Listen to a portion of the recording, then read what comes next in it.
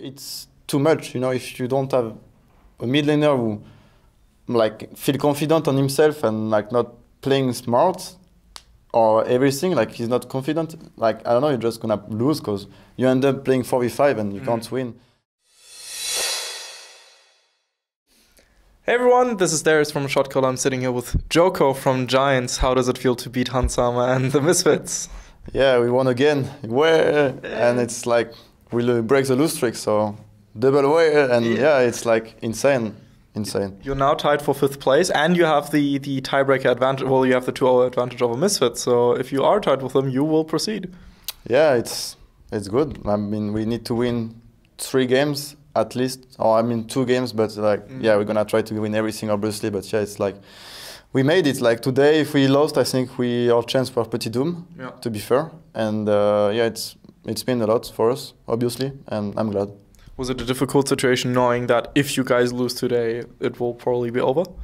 I mean, we knew it, right? Like we are not like hiding the truth or everything, but we are realistic, and even though we've been focusing and not like letting the pressure get on us, and yeah, we just play our own gameplay, and no, it was good. We were good mentally. So what changed from the previous weeks where you guys did lose quite a few games compared to this one?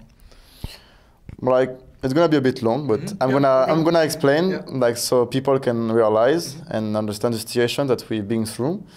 And the thing is, like since week 4 to 7, I guess, we actually lost motivation. I feel like we didn't put that much effort on practice or analyzing the game, doing the draft. So obviously we're not gonna play good on stage if you're not doing good of none on them.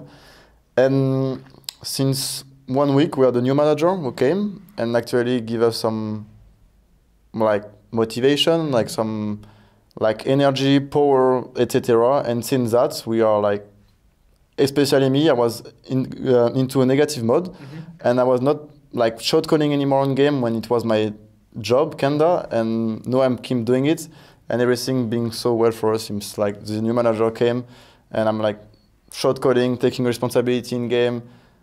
Like people trust each other again, and it's what it matter. And right now we're just let's go. Like we're just on the move to go playoff again. Okay, but so what would happen? That does sound a bit very emotional though in a way, and it's usually something you wouldn't want to hear from pro players, of course, because you're supposed to always be in the game, always be in the mood and that kind of stuff. Have you had any other measures to make sure that mentally you're always in the perfect condition? I mean, I will like answer to what you say. I think it's not really professional at all. Like you should always be like focusing and trying as much as you should, especially when like it's in LCS, when I'm here. But we had some outside issues outside the game, and obviously it's like making us not focusing. Like we had the new like our previous manager, he was not really helping us or making our life easier, and he was doing the reverse. Like everything was shit, to be fair. And yeah, if you're gonna see the interview, it's gonna be fun. But yeah, it's fine. Like he knows anyway. Like he knows he was pretty young, and it was the first time he was manager, you know. So yeah, we have been through a lot of issues, and we stack problems. And at one point, everything collapses, and it can happen that you can lose pressure, like motivation, or you don't put much effort. And that's what I said since our new manager came. Like we are back on track. Back to week 2 or week 1, and yeah, that's what is matter. So right now we have so many teams who are in the playoffs race. Like literally, if everything goes well, I think is there a chance for a 6-way tie at this point? It feels like yesterday there was a 5-way tie. So everyone's in it. Who do you think will make it right now? Like, it's kind of mean to say that, but I think every team is kind of on the same team, but I think Shotcaller right now are not showing what they should do, and from what I analyze from their games and see that they don't really have a Shotcaller. I feel like they are not on the same page, and you can see it from example yesterday in game. Like we catch one guy, they are like alone, like their bot lane was alone, when their jungle is like doing crab, or like Morgana was with Nashor and she's just getting caught alone in mid, and you can see that they are not on the same page. And if you are playing against a good team, which we weren't yesterday, we lost, because it was, I think I saw lost our games yesterday. I didn't like play on scrim, like take the responsibility like I mentioned before, and that's why we lost. But it's fine, it can happen. But back to my point, it's that yeah, Shotcaller are not really good, so I don't think they can make playoff, to be fair.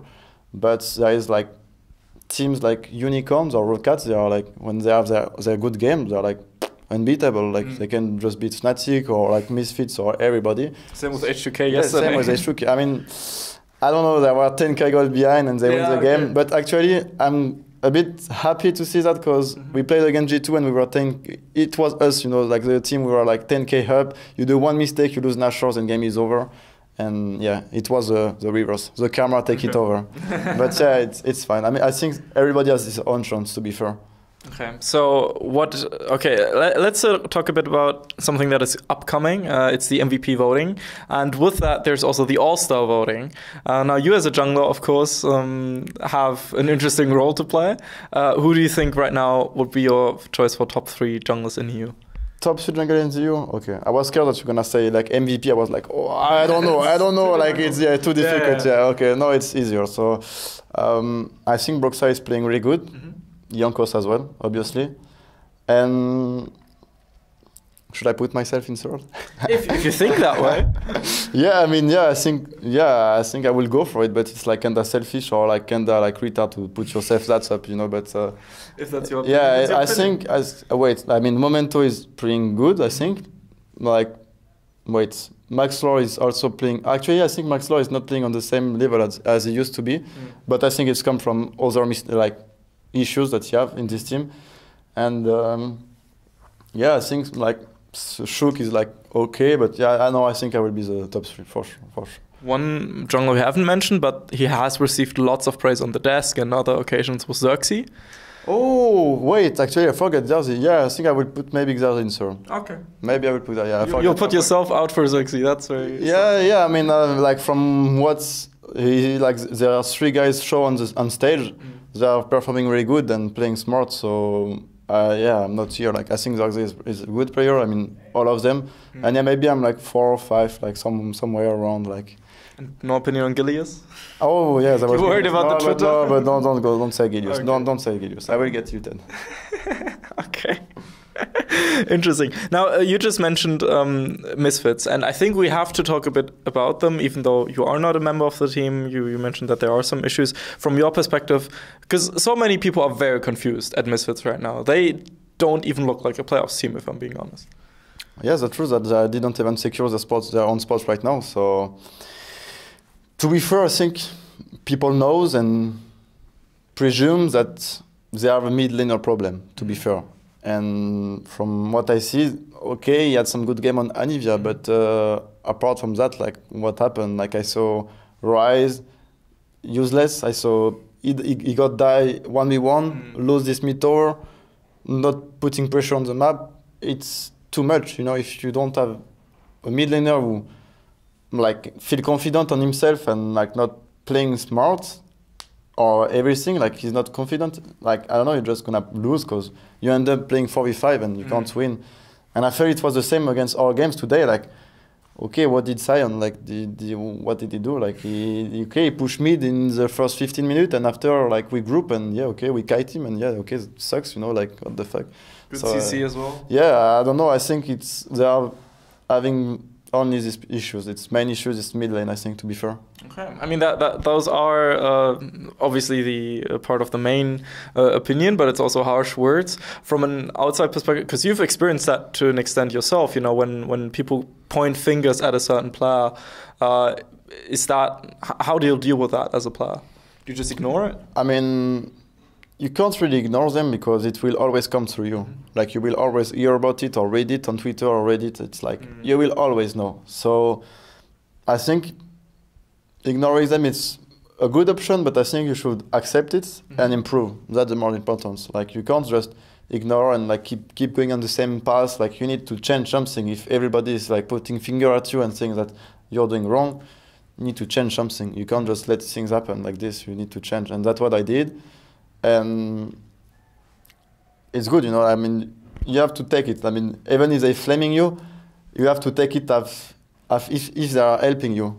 And okay, like sometimes I'll say, yeah, fuck your mom, you're so bad, go back to McDonald's. And I'm like, okay, so yeah, it doesn't gonna help me, yeah, but okay. like obviously, but yeah, it'll just like make you realize, you know, that you have to change something. Yeah. Okay, so yeah, no good luck in McDonald's. That's not helpful, but other stuff can be for sure. Okay, what did you think of Targum as a support pick today? I think he showed like some good grabs. Actually, I think he missed only once. Or actually, no, he missed some on minions. But yeah, I don't know. He just hooked Braum. We one-shot Braum, and okay, so you can just pressure, and it was good.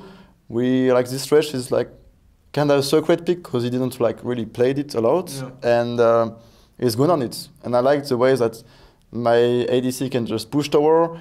And he can play back with the lantern, and we're like getting slowly the tower, and like we take the lantern, and yeah, it's like slow mode and slow.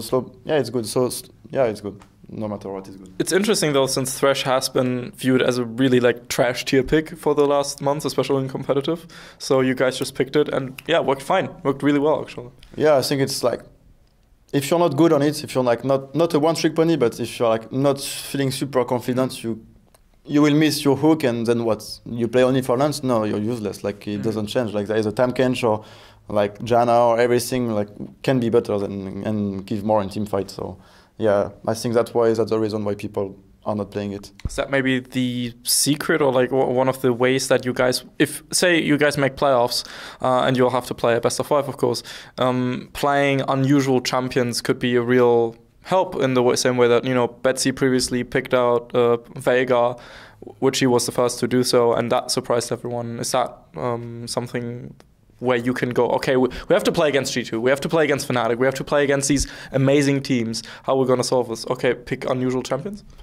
I mean, first game, I think you're going to play into like your own game, your own picks, like confident picks, and after you see how it goes, like, okay, you lose or no, or maybe game is close and you do one mistake in late game and you lose, but you're like, okay, it's fine, you know, like we're on the same level, we can beat them. And if you know that you lost with your confident pick, you need to change something. Like you can try, it's a BO5, there's a lot of game. You can try the second game, but if the second game is like still not working, like you need to do like some cheesy pass or like misfortune support. Yeah, misfortune support, or yeah, exactly. Like that's what the shit. Like I don't know, like even like yeah, it's good. You just need to change something, change the rinse, and yeah, break. Okay, good advice from Djoko. Anything you would like to say to the French fans out there? I think I've been with Hey What's Up last time, so I need to change something. I need to change it, but. Yeah, I mean, just we will try to make playoff and hope for the best. No, it's actually a terrible ending. It's fine. I mean, people know right now I'm like kinda love to joke, but yeah, it's fine. We will try to make it and make you proud. Maybe at the end of the day, that's the secret to the Giants' success right now, happiness and not taking everything too seriously. This was Djoko from Giants and Darius from the Shotcaller. Hope you had a good day. See you then. See ya. Hey everyone, this is Darius from the Shotcaller, and I hope you just enjoyed that interview. This is a generic end card, so make sure to click here for another interview or here for a different interview. And if you want to check out more content, specifically from the NALCS, make sure to visit theshotcaller.net for more interviews and other esports content. Have a good day.